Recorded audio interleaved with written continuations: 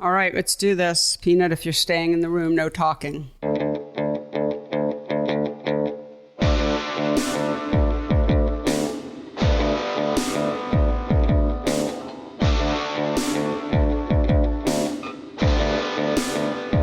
Hello, and welcome to the PhotoWork podcast, the talky and touchy-feely version of my book, PhotoWork, 40 Photographers on Process and Practice. Hello, everyone. I'm Sasha Wolf, and I'm joined, as usual, by my guy. He's also his wife's guy. We're not okay. Oh, she'll be so happy to hear that.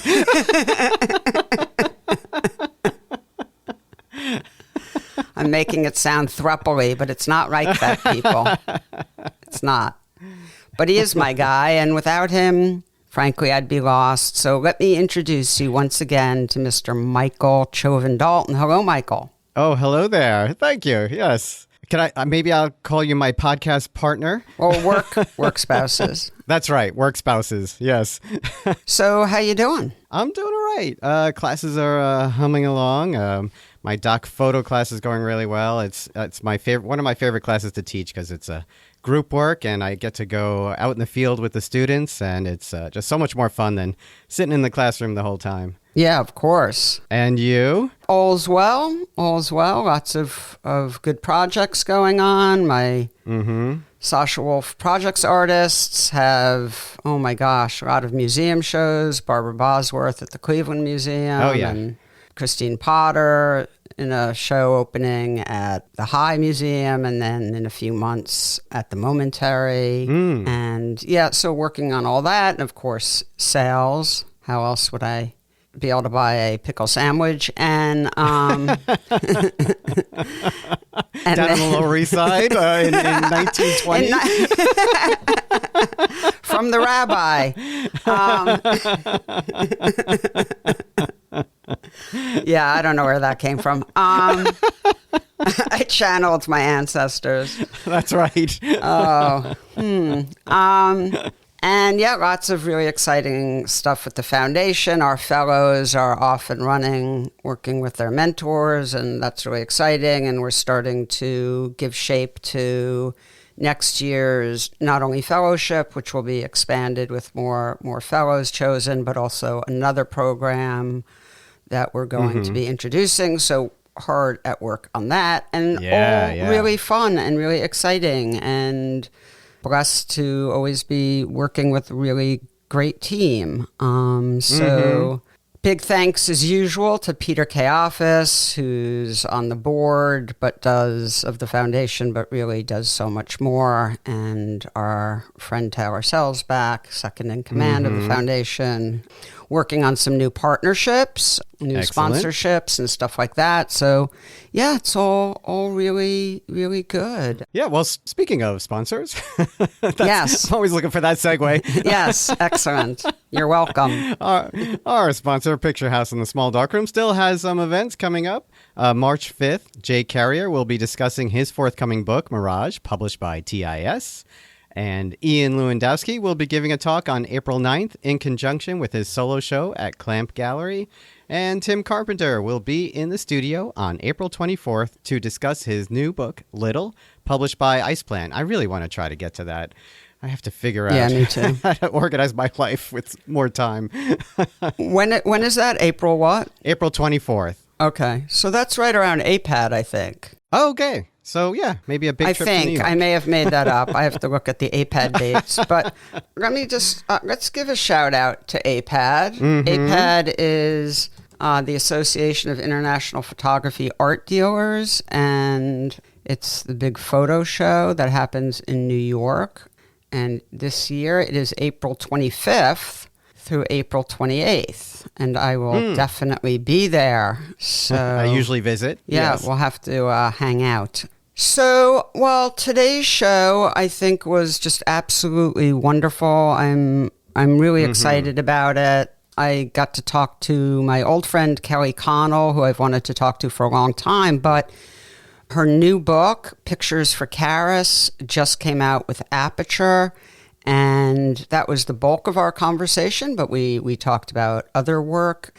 And I have to say, I am just so blown away by this new book of Kelli's. It is just the most incredibly harmonious and holistic mixture of archival sort of research work, original work that's extremely beautiful, very personal, and almost like a road trip memoir, beautifully written text. And I just think it all comes together. Like, it's just miraculous in its seamlessness, because it's a lot of different material. And I think everyone who worked on it, and mostly Kelli, did an incredible job. But what were your thoughts? Yeah, after I edit and post for you to listen to, you always ask, what'd you think? What'd you think? And the first word out of my mouth, I think, was smart. It's so smart and so well done.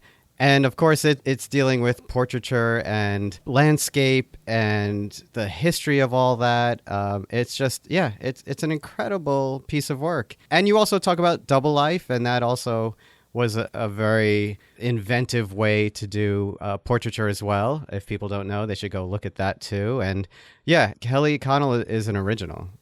She really is. Yeah. I mean, one thing that's really extraordinary is how long Kelli works on projects. So Double Life, which is a very well-known, celebrated body of work of Kelli's, she's been working on for 20 years.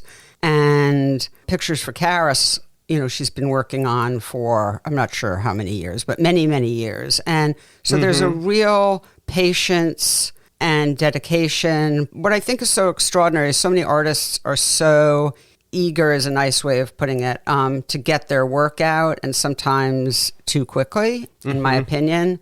And I just really admire Kelli's dedication to waiting until it's really ready, even if that takes a really long time. A lot of patience. Yeah, it's really an incredible project. And just to put it in some context, Pictures for Charis refers to Charis Wilson, who was Edward Weston's partner and muse and collaborator on some of his most famous work. And Kelli developed a fascination with Charis and wanted to know more about who this woman was. And it was a real project of discovery for Kelli. Yeah, absolutely, too. For Kelli. Yep, without a doubt. Which becomes a project of discovery for us, which is so brilliant. Yeah. Yep. No, it's really beautiful. It's a little bit long, so why don't we get to it? Yes. Michael, if you don't mind, please take it away. My pleasure. And here is your conversation with Kelli Connell.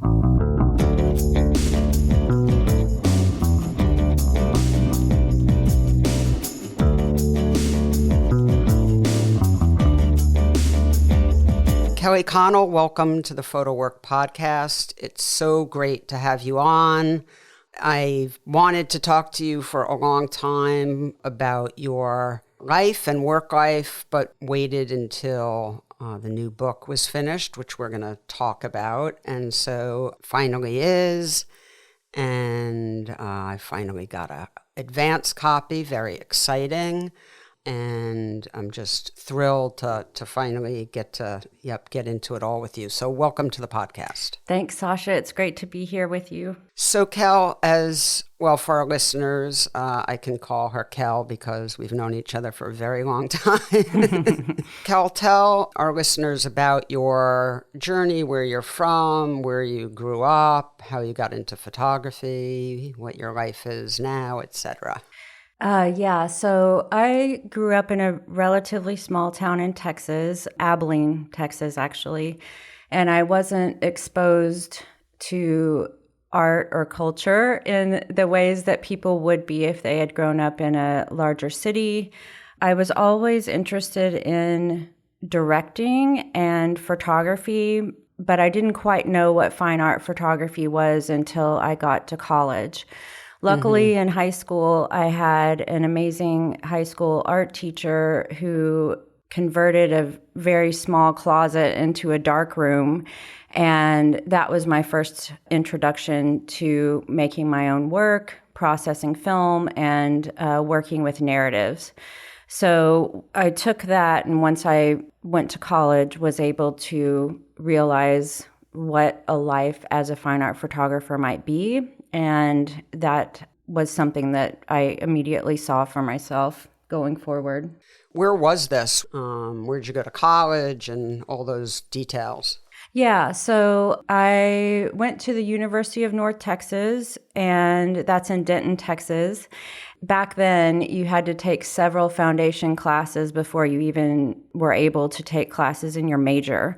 So it wasn't until I was a junior and realized what a fine art photographer was compared to a commercial photographer, photojournalist, that it really clicked for me what I could do. And me and another friend, Chaz Bowie is his name, and I mentioned him in the Pictures for Charis book. As undergrads, we used to just sit with piles of photography books on the floor of his apartment and look through them page by page by page and analyze how the photographers went about the story that they were telling. So we sat with Larry Clark's Tulsa, William Eggleston's Guide, Francesca Woodman's early self-portraits, and Deanne Arbus's work. And we just got kind of enthralled and captivated looking at the work of these photographers. And it was really exciting. And I think it also, at that time, Chaz and I had a crush on each other, so that energy was in the air along with the energy we were feeling from looking at those photo books. So that experience was really formative. And from there, I graduated and I got married to my first husband, Jamie, and we lived in Dallas after that, and I was an elementary school art teacher for a year. And I really loved teaching. I was great with the kids, but I was so exhausted that year. I had no time for making my own art. And after that, I realized that it was really important to me to try to find a way to be able to spend time making art and then also have, I had to have an income, and teaching at the college level would afford me more time. So I went and got my master's degree at Texas Woman's University, which is also in Denton, Texas. I never thought that I would go to a primarily all women's college, but Susan K. Grant was the main professor there, and she's just an amazing teacher. And when I met with her and showed her my work, I immediately clicked with her and knew that I wanted to study with her. So I moved back to Denton and worked with her. And towards the very end of my MFA, I started to work on Double Life. And Kiba Jacobson, who's the model for that work, who I've been working with for now almost 30 years, she lived in Denton at the time, and we didn't know it was going to turn into the long-term project that it is now.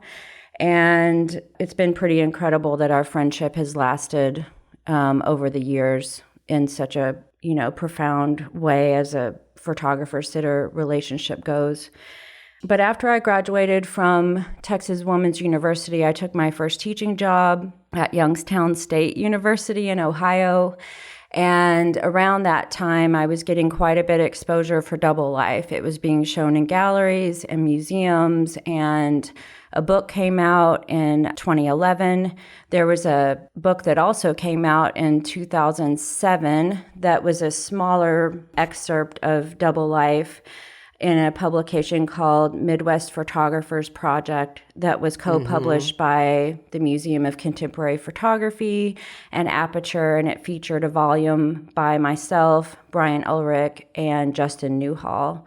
During that time, I was able to show my work and get the work out there, and that eventually led to my job that I have now at Columbia College here in Chicago. Yeah, you've been in Chicago for a long time now. I think that I first saw your work actually in Midwest Photographers Project. The folks over at the Museum of Contemporary Photography in Chicago, the curators over there have been doing this for years, showcasing Midwest work and bringing artists to our attention, doing an incredible job. I've seen so much great work, been introduced to so much great work through this. I mean, in general, the Museum of Contemporary Photography really does an incredible job. And if folks are in Chicago, they should go over there. But, I want to focus today primarily on your new book, Pictures for Charis. But because you've never been on before, I certainly want to talk about Double Life, the project you mentioned, and not only because it's an important project, but because there's a lot of questions I have about how the two projects relate and don't relate to each other. So you mentioned Double Life and you said 30-year project. I'm going to correct you because I know it's a 20-year project because I know you're not that old. So 20 years. My beginning podcast nerves, yes. That's okay. I still make a million errors that Mr. Michael Chauvin Dalton, I love you, Michael, corrects on a regular basis. So let's talk about Double Life. I should mention the obvious, but, people aren't seeing images. This is an audio show, so we can't sort of get into too much detail if they're not looking at pictures. But describe the project in sort of broader terms. This is a project I love. It's one of my favorite long-term projects in the world. And you owe me a print, but that's a separate conversation. So tell folks about this amazing body of work. Yeah, so if you were to walk into a gallery and see photographs from Double Life, what you would see would be prints that are 30 by 40 inches or 36 by 48 inches on the wall. And each photograph looks like it is two women in each scene. It looks like a relationship between two women. And viewers often, when they walk through the gallery, once they get to like the fourth or fifth photograph, they think, wait a minute, this might be the same one person doubled in each scene instead of two separate people in a relationship. And what I like about that reading of the work is that it functions on two different separate readings. On one hand, it reads as two people in a relationship, and then on the other hand, it reads as the self and the many different sides of ourself that we're able to explore by showing a more fluid representation of the self as pictured in the work. Yeah, so you, just to give people a sense of process, from what I understand, you often act as a stand-in when you're shooting these scenes with Kiva and right. So how I make the work is I shoot with a medium format Pentax camera on a tripod. When I started the work, I was photographing Kiva using film, and then now I shoot digitally also with a Pentax 6.7. But how we make the work is the camera's on a tripod, and then Kiva will be wearing one outfit. A stand-in will be wearing another outfit. Usually the stand-in is me, and we use the self-timer to act out the scene. We'll shoot several pictures, several rolls, or several digital images, and then we'll change clothes and take on the roles of the other two characters in the scene, act out the scene again, and shoot more images. And then after that, I'm able to print out the smaller images to figure out which figure on the left works best with the figure on the right. And those two images are the ones that I composite in Photoshop to create a believable image that's actually a fiction. So that fiction is a deception, but for me, it allows something that feels very true and honest to come through the work because I'm sharing things about my own life experiences, memories, or things I want to talk about in relationship to gender, sexuality, and relationships in general. So photographing with Kiva in that way, where the camera's on a tripod and using a self-timer, what I enjoyed about that is that the typical photographer-sitter dynamic where the photographer has primarily quite a bit of power over the sitter being behind the camera is kind of more equalized, where there's no one behind the camera. We're acting together. We take on those roles with each other, and that power dynamic is kind of shifted to where the model has almost an equal power. I mean, the photographer will always have more power in their vision and what they're trying to say. But because I originally felt so uncomfortable being behind the camera with that much power over a sitter, the way I photographed with Double Life was a way for me to let go of some of that and let her be more collaborative. And Kiba herself, I had met as an undergrad at the University of North Texas. She also was studying photography, and she was a couple years older than me in the program. We weren't close friends then, but I knew of her. I knew of her work. I'd see her out at different events. And because she has a background in photography, she's been amazing to work with. She totally understands what I'm doing with my camera, what I can see through the viewfinder. She understands what I'm after as far as technical considerations and conceptual concerns. And for her, because she now teaches high school art and makes a few images, but isn't a practicing artist so much as she's dedicated to her teaching, being part of Double Life allows her to make work as a model or muse. And I feel like that's just as important as what I'm doing as a photographer, and allowing her to have that vehicle to make art through has really been important for her. And it's been such a gift for me over the course of these past 20 years. So just to be clear for our listeners, if they don't know this work, it's extremely narrative.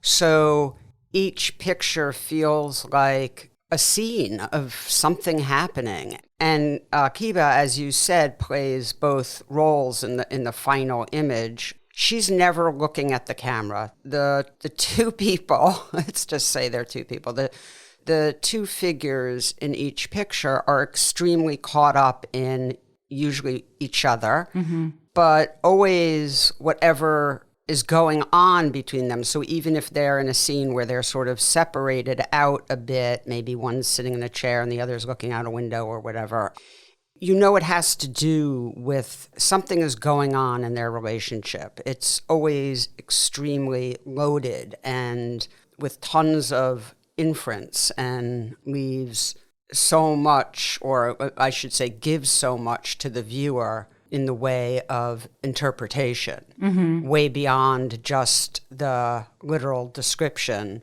but tons of feeling. The pictures are extremely emotional.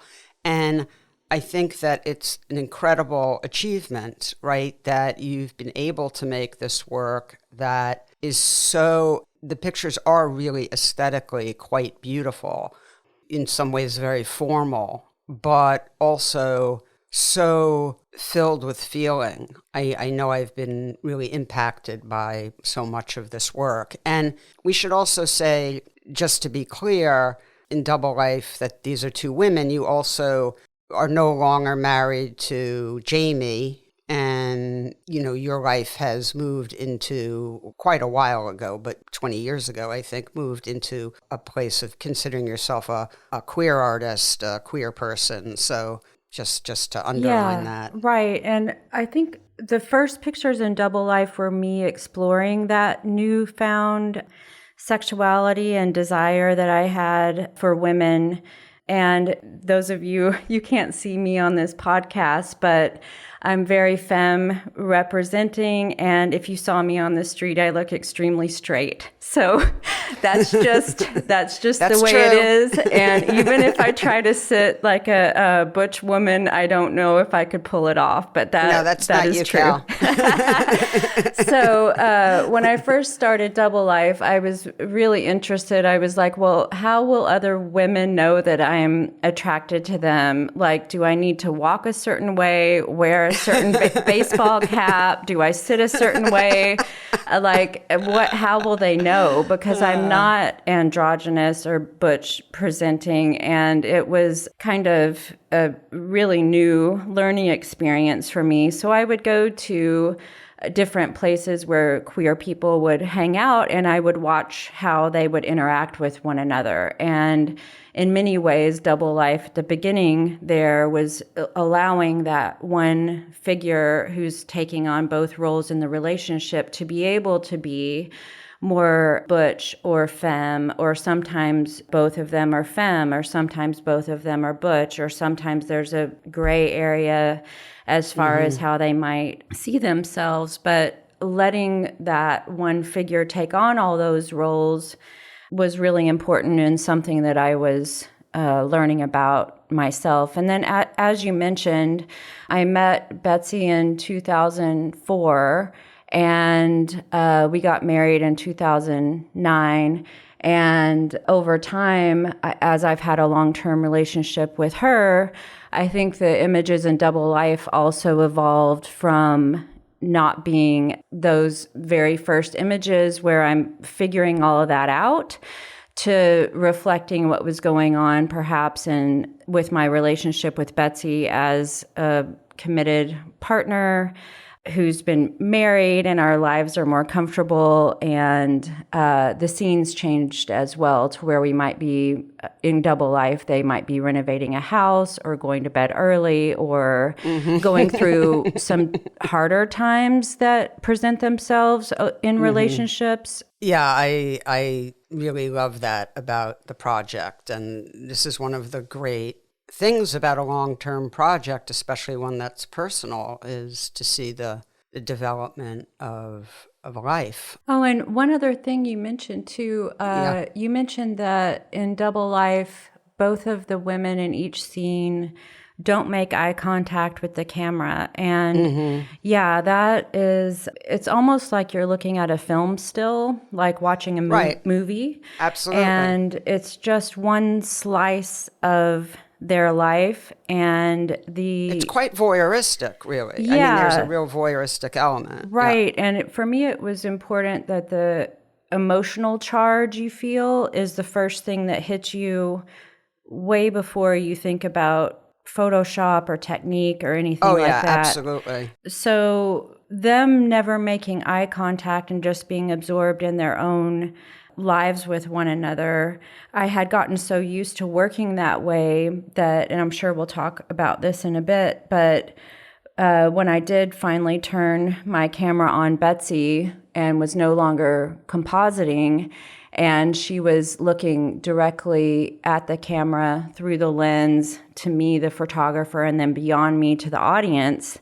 I found myself confronted with the gaze and what that means. And it was a kind of a major conflict, an inner conflict for me that I was dealing with at the beginning of the Pictures for Charis work. Yeah, so let's get into that. I do want to just sort of punctuate the fact that Double Life does primarily feel like, because of the way the scenes are constructed, because Kiba, the model, is never looking anywhere near the camera, it does have this really exciting, as I said, voyeuristic element where we are getting to watch what feels like two people's lives in an intimate moment unfold. And that, I think, is a part of the thrill of that work. And it is certainly the language of that work. So let's move on to this new project, which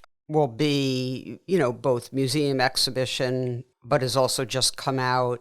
I don't think it's available quite yet, but probably will be when this podcast drops. You'll give us that date. But just came out as an Aperture monograph called Pictures for Charis. So why don't you tell us about the project, about the book? Yeah, so when you're able to see and hold the book, what you see is when you open it, there's 20 chapters of text that I have written, and it also includes excerpts of Charis's writing. So you're listening to me as the narrator, and then interwoven with my voice is Charis's writing too. And I should mention that Charis Wilson was model for Edward Weston when they first met in 1934, and he photographed her in his photography studio in Carmel in 1934 and 1935. And then because of the Great Depression, he had to take a job in Santa Monica Canyon, and Charis's mother's dress shop closed down, as many businesses did then. And at the time, they were deeply in love. And he said, if we're going to struggle, let's just struggle together. So she moved to Santa Monica Canyon.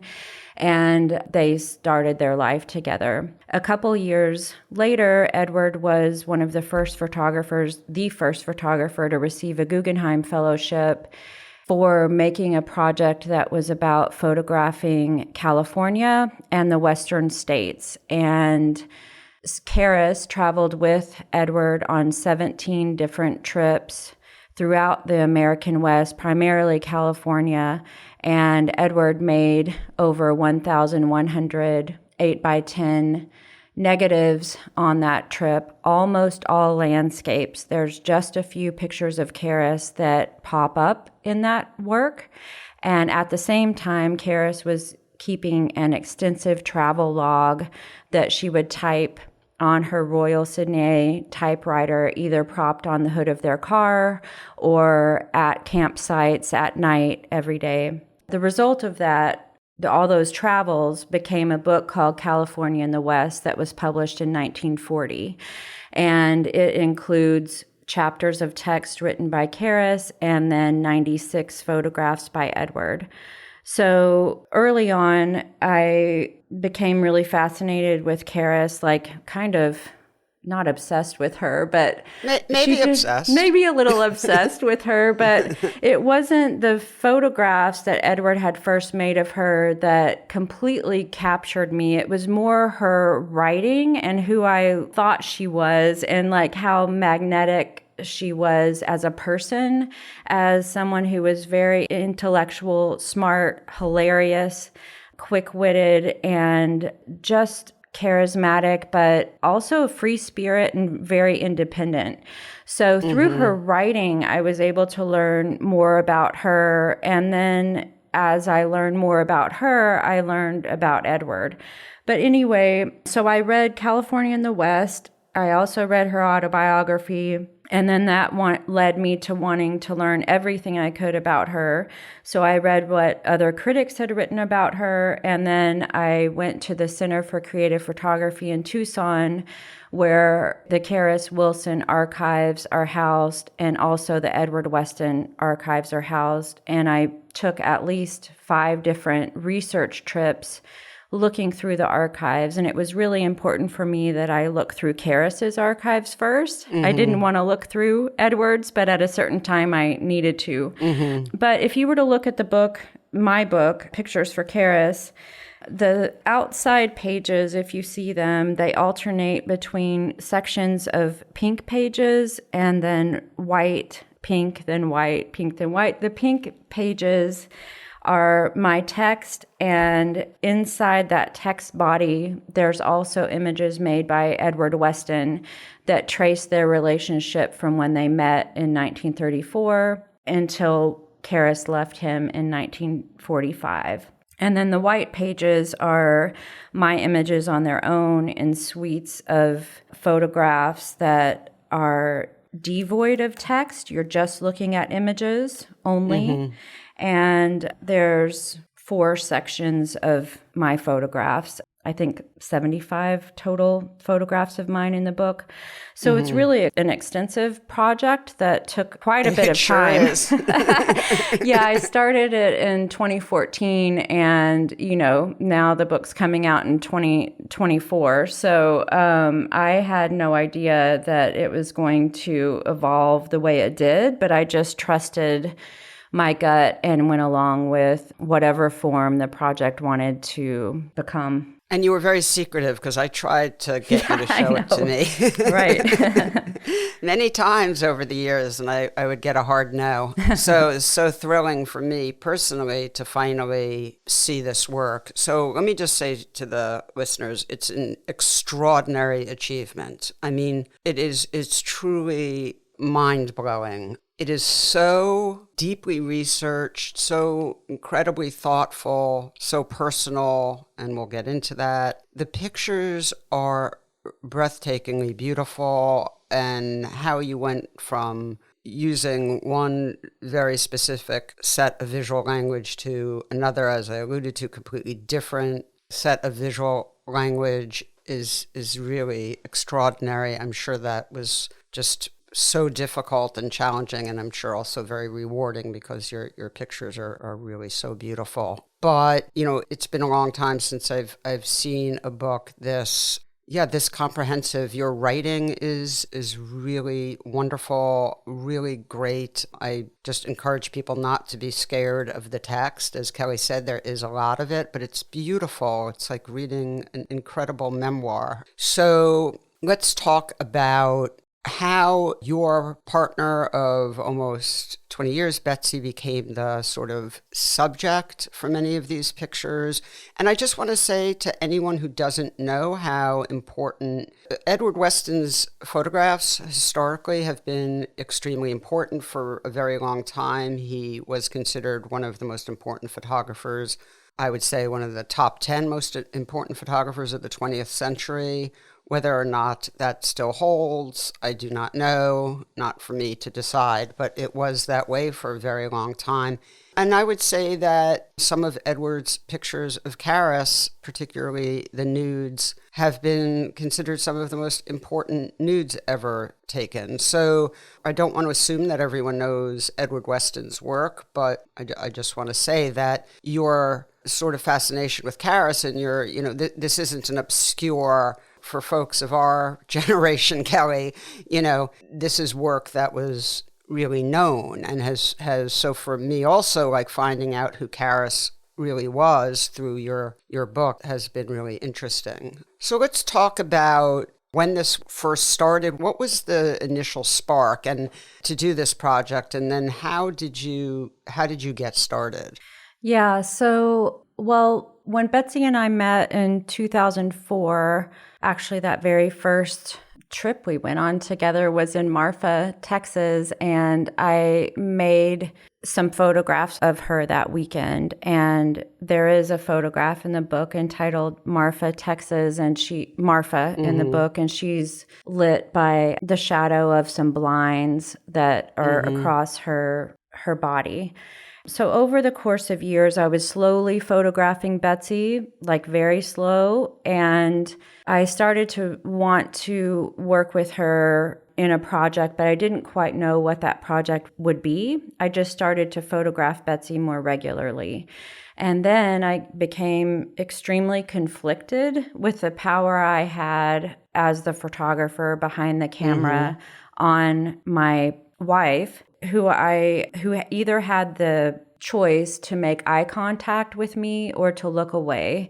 And in double life, they're always engaged with one another as two characters. But now we had the model who's then looking at me with a direct eye contact, and I'm her partner behind the camera.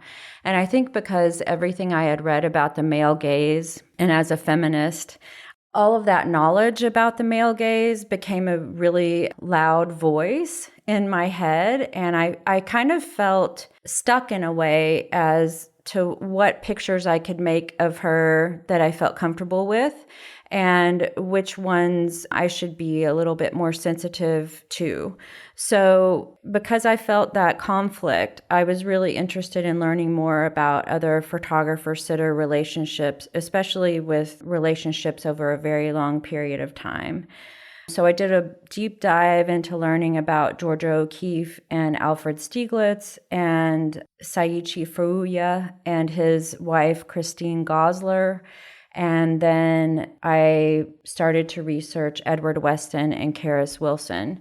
But the reason I first started to research Charis was once Betsy and I were staying at this inn in Lakeside, Michigan, and she was laying on a sand-colored comforter. I was making her a portrait of her, and the sand-colored comforter immediately reminded me of the dune photographs that Edward had made of Charis rolling down the dunes in Oceano. So seeing that, I was like, whoa, that is really interesting that I just thought about that. But this is a queer relationship, and Betsy's Diet Dr. Pepper is on the bedside table and my coffee's on the other, and we're indoors, we're not outdoors. Like, I felt like there might be something there. So when I got home, I looked up those images of Charis, and started to research as much of her as I could. And then I also remembered that Chaz, who I mentioned earlier, when we were looking at photographs from all those photography books, he had given me a postcard of a woman floating nude in a swimming pool. And that was actually a picture of Charis. The photograph is called Nude Floating 1939, and it was made by Edward Weston. And I didn't know when I saw the postcard at the time that it was a Weston image. I just knew that I felt a connection or an affinity with the woman who I saw floating in that pool. And I think it's because I grew up swimming, and so did Charis, and often after my swim team workouts, I would lay like her, just floating, resting. So I just became fascinated with her and did the research. And then I also was, through that, I realized that I wanted to continue making portraits of Betsy and to allow those portraits to also, like they did in Double Life, explore sexuality, gender, the relationship between Betsy and myself, to be able to speak about what I've learned about Charis and Edward through how I photographed Betsy. So we began to make trips out west together and to photograph in the places where Edward and Charis had lived or made work together. And I was comfortable making portraits with my 6.7 because I had done it for years, but I also wanted to make landscapes. And this was something very new to me. So I had to learn how to use a 4x5 field camera. And I did extensive research about the places where Edward had made landscape pictures where I knew Charis was right there, doing her own writing and often right beside him or seeing the landscape in her own way. So my landscape photographs that I was making, some of them are reef photography or related to that, and that I will stand in the same place that he stands, make a similar picture as he made. But oftentimes I would turn my camera to the left or right or notice what was behind me or look for a view that I felt was more emotional, I guess, or queer or feminine compared to how Edward had photographed the landscape. So, Kel, I'm going to ask you two questions at once, and you can tackle them in whatever order you want. Two things I'm really interested in knowing. One is, what was the process of learning such different visual language? First of all, you were using a different camera primarily. You're shooting these direct portraits, as we've discussed, but also a tremendous amount of straight landscape. So, I want to know what that was like. But I also, a more or less sort of technical question. So much of your work before Pictures for Charis, and I'm talking about Double Life, were really, as you alluded to earlier, self-portraits. You're learning about yourself through these pictures. Do you think of the work in Pictures for Charis as self-portraits? Or is that also a huge departure? Yeah, that's a great question. I don't see the photographs of Betsy as self-portraits, but the work as a whole, with the writing and the landscapes and the photographs of Betsy, do feel very emotional. And well, it's a memoir, right? It's a memoir. And I feel like there's a lot of love in those photographs. And there's also a tie to grief in this work. Charis left Edward in 1945, and my book traces their relationship from when they met until she left. And it goes through all the stages of intense desire and love and companionship and partnership to strife, hardship, and what they went throughout that 11-year period until she decides to leave. And when Betsy and I first went out west, recently before that, Betsy had experienced the death of her older brother, and I had lost my dad. And I realized through my dad passing away that no matter what stories I told people, they would never understand him the way that I did. Language is very limiting and narrow, and I could never have anyone experience the way that I felt when I was around my dad. So it's pretty interesting that this medium of photography has kind of a close hand in our perception of death. So I feel like the work does speak to grief in that way through the writing and how I'm looking at a relationship that happened 80 years ago and then looking at my own relationship now, but also paying attention to how we look at history and how history is continually changing over time. And like the pictures he made of Charis and their relationship and how Edward Weston is framed through the decades, his life has been interpreted, retold, shaped, and evolved over time through the lens of whatever culture or writer or critic has crafted the lens in which we look at him through. So what I was really fascinated by is thinking about the 1930s and what a free time that was, living in Carmel in this bohemian community that Charis and Edward lived in. They kind of broke through many traditional conventions, and that part was really fascinating for me. And I kind of tried to hold on to that sense of freedom that she had and that I learned to see Edward through too, because truthfully, going into this, I wasn't the biggest fan of Edward Weston, especially because he's a white male modernist, and I didn't want to really like Edward, to tell you the truth. But the more I learned about him through her and realized that he also was a free spirit and really embraced anything that was non-traditional or unconventional in the way that relationships could be, or the way that he could be as an artist trying to live a simple life working on his work, I just realized that history keeps changing and will always keep changing, and it kind of depends on who's telling that story as to how we interpret things.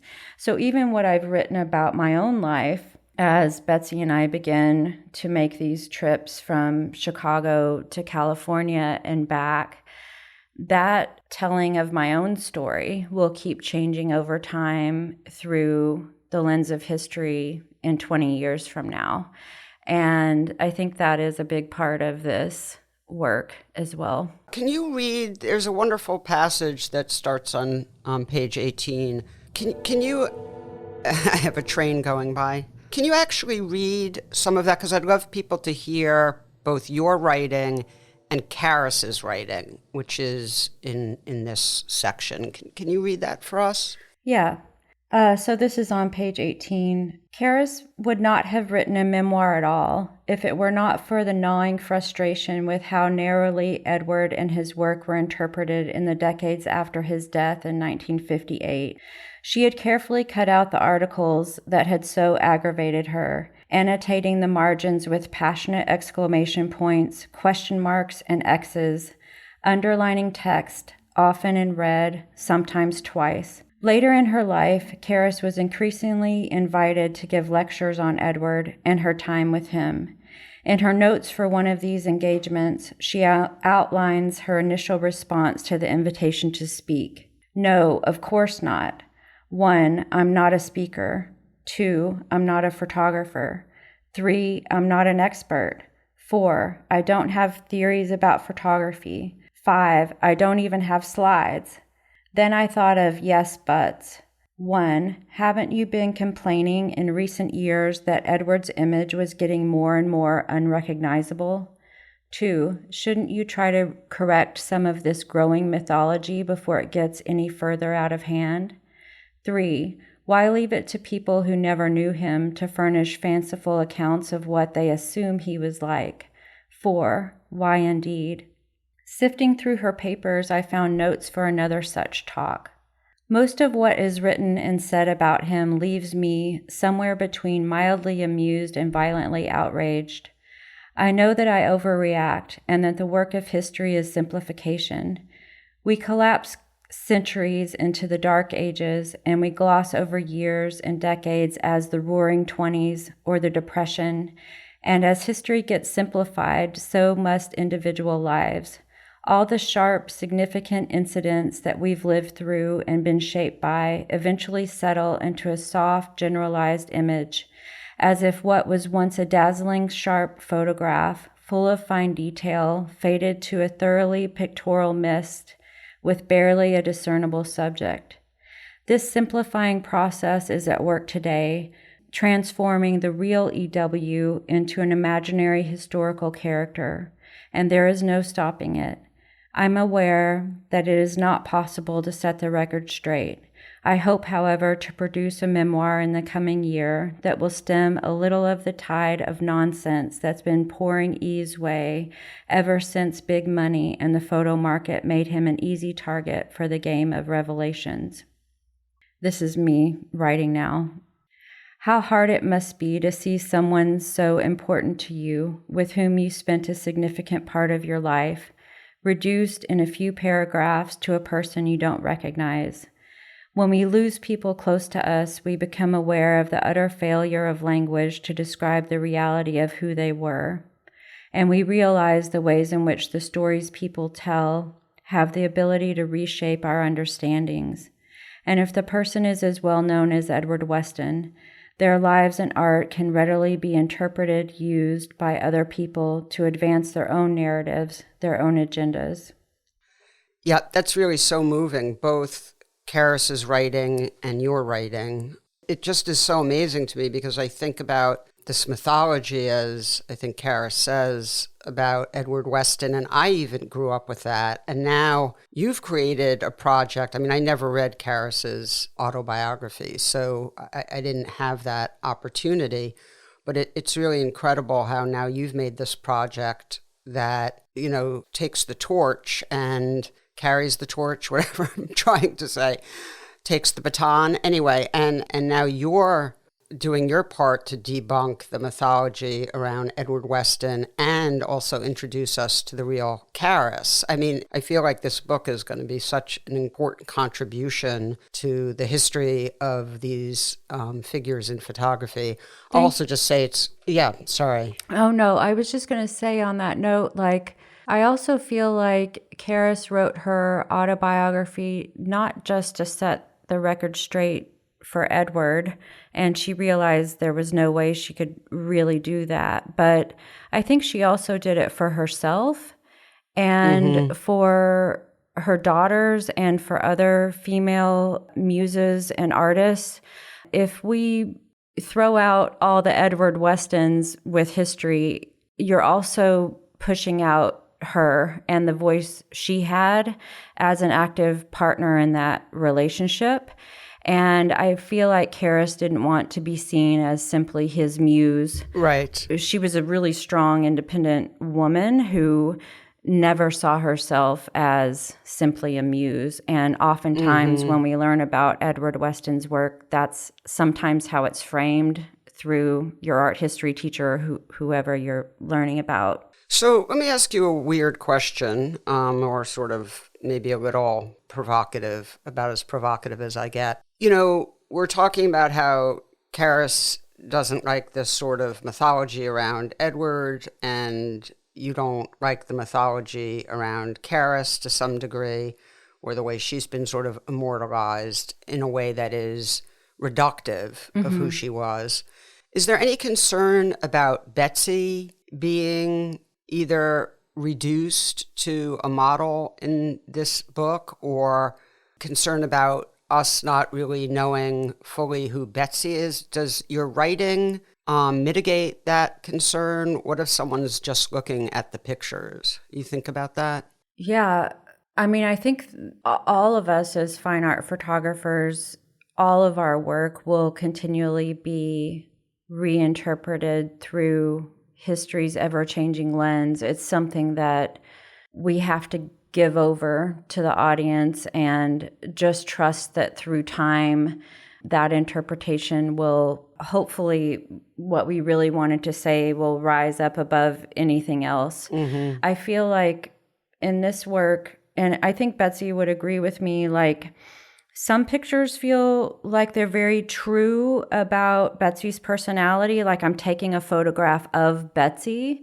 Other times she's playing the role of Charis or playing a role that I'm interested in her portraying that's emotional, or she's taking on different personas or sides of herself, and they may be less like how you would see Betsy in person right in front of you. And I guess that tie is also true in Double Life. How I would photograph Kiba and make her portrait as Kiba Jacobson is very different than how she's pictured in Double Life. But my work has always allowed me to bring up important questions about relationships. And because Betsy and I we're in a queer relationship, these questions come through in this body of work as well. Just wondering if, sometime down the line, someone was going to make a book about you and Betsy.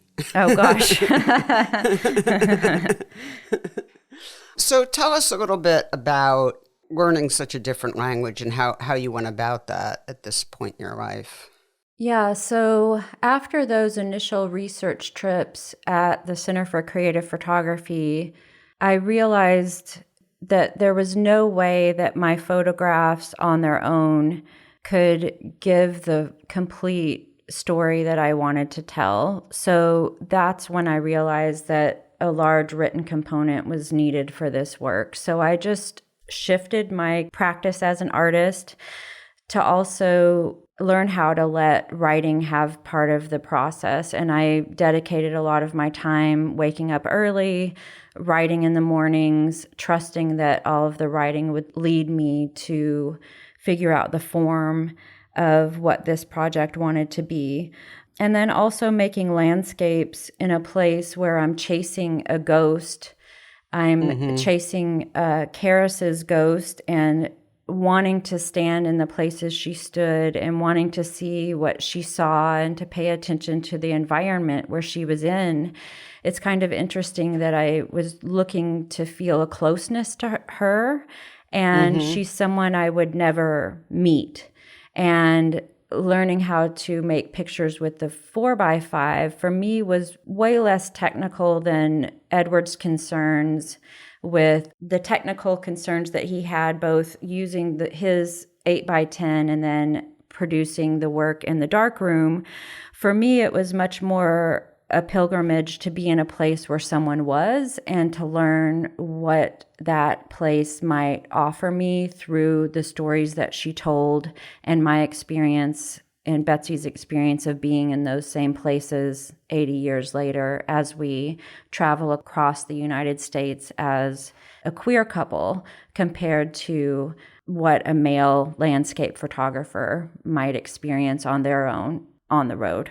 I just want to say that it's no small feat to go from, well, let's just say not being a morning person to getting up early every morning and writing. I'm sort of underlining this because, I always want folks who are listening to the podcast who are at different sort of levels in their practice to really understand the rigor necessary to make great work. It's not just taking the camera out and letting the camera do the work for you, because the camera is obviously an incredible machine. But not only do you have to, have, a concept and be very dedicated to a language that you're using to bring that concept forward, but you have to work hard. And you worked so diligently on this project. I just have so much admiration for you and what you committed to bring this to the world. It's thank really you so much, Kelli. Sasha.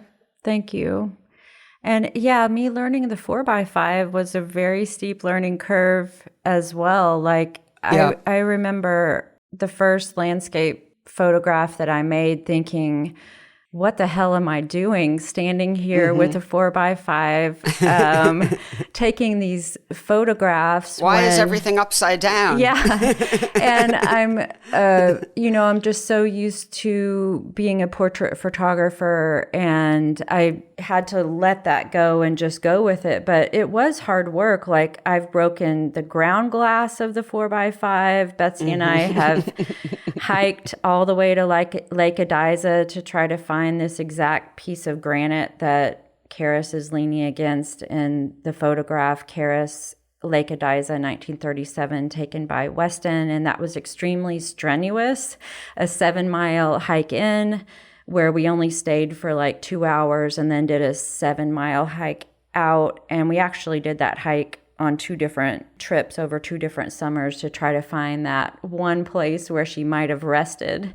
And it's kind of a crazy thing. Pilgrimage. True pilgrimage. Totally. But it was well worth it. And I just had to trust that this would all work out. And one of the biggest challenges was figuring out how the text was going to work with the images, because I worked on them separately. I would go on trips out west and photograph, and then I would come back and write. And I needed to find a way to marry those two as a form, and the book is what has allowed that to happen. And then in the exhibition, when you see the exhibition, my photographs, large-scale photographs, are on the walls of the exhibition, and then Edward Weston's images of Charis are in vitrines in the center of the gallery, but small, separate from mine. And then Charis and I have text on labels that is kind of a conversation between the two of us.